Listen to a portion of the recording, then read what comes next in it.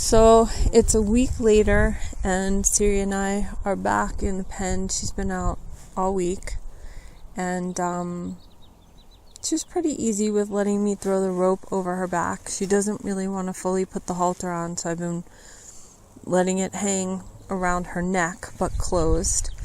And we're starting to work more with touch, and starting to just use the lead rope to gently, let something touch her leg so that she can feel it and not necessarily freak out. And what's mind-blowing for me here is, one of the things that I share with people and what I teach people is how to trust their instincts, because we've gotten so far away from trusting our instincts. And so the thing here is the thing that's so challenging here is consciously working with a being who was completely designed by the Creator to trust her natural instincts. And the trick is how to have her not react to her instincts, which is not to pick up her feet, to get trimmed, which is not to be in a halter. And how does she, to work with her to please suspend some of your instincts to bite or to kick or to spin in certain circumstances, yet please also retain your instincts. It's a very fascinating process to walk through, because most of the time when people are training or working with horses, they kind of want them to dumb down their instincts, and learn to let go of their instincts so that they're rideable or they're work withable, and to stand here and consciously be going through this process and going, oh my God, like I can see the conflict that I'm creating here, right? As a human. On one hand, I want you to retain your wild instincts. On the other hand, I'm asking you to ignore them. And I'm conscious of this, right? Most people aren't even conscious of this. Most people want to take away their natural instincts because they're not living in the wild anymore. And I just, personally, for me, I don't even feel like that would be responsible for not letting her retain her natural instincts. Like, I don't have a desire to ride her. Maybe someday I'll put a saddle on her if she feels like it. I just want to work with her enough to be able to safely get her feet done, because she needs it for her body. And this whole process with her has just been absolutely fascinating, because honestly, I get it that I'm trying to teach her certain things, but I actually feel like the one on the other end of the lead rope and the other end of the halter that is learning more from her than she ever will with me. And not only am I learning from her about her, I'm learning so much about myself, about how aware and present I need to be for her, how consistent and steady, and how to really listen to her and back off when she says back off, not keep pushing, and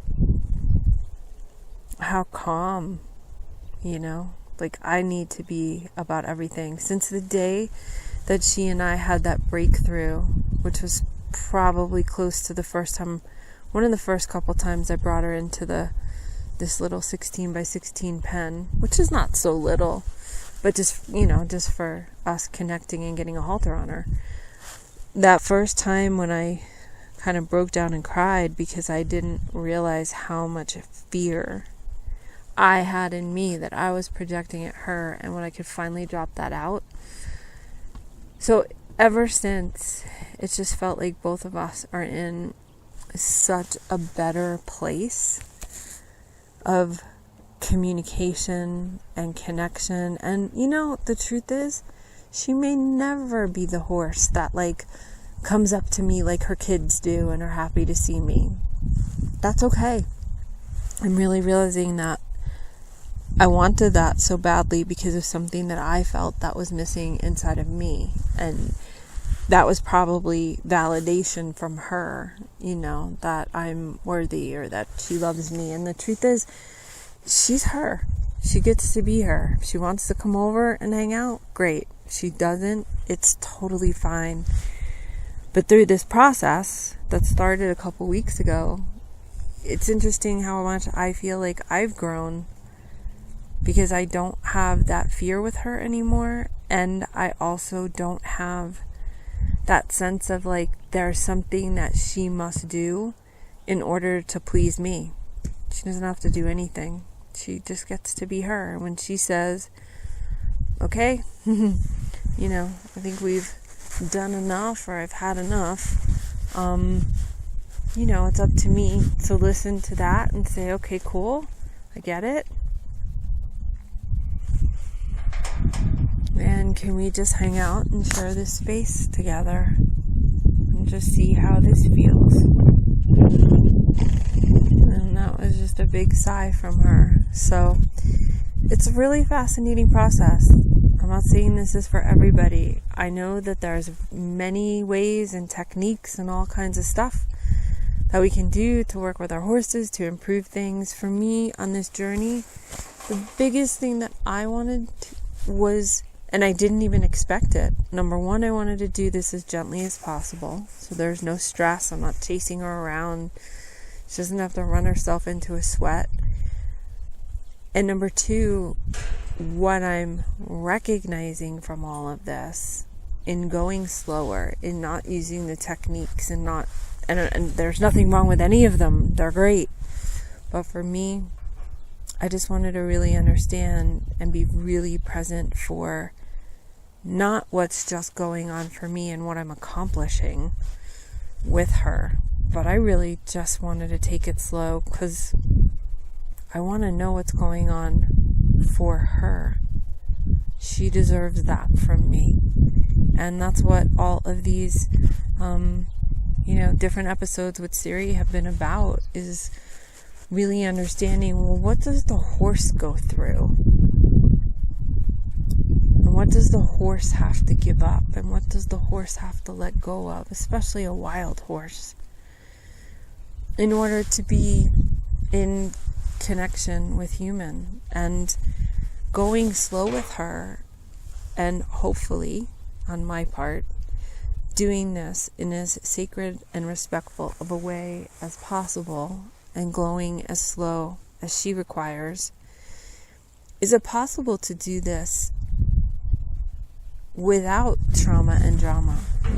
Is it possible to do this and fully respect the horse's awareness, and fully respect what the horse needs, and fully respect what the horse is literally having to give up to come into this space, regardless of how much or whatever excuses I can make about it as a human, and say, oh, it'll be better for her, and she's got food all the time, and blah, blah, blah. Like, no excuses, just raw. Like, what is it for a wild mare who does not want anything really to do with humans?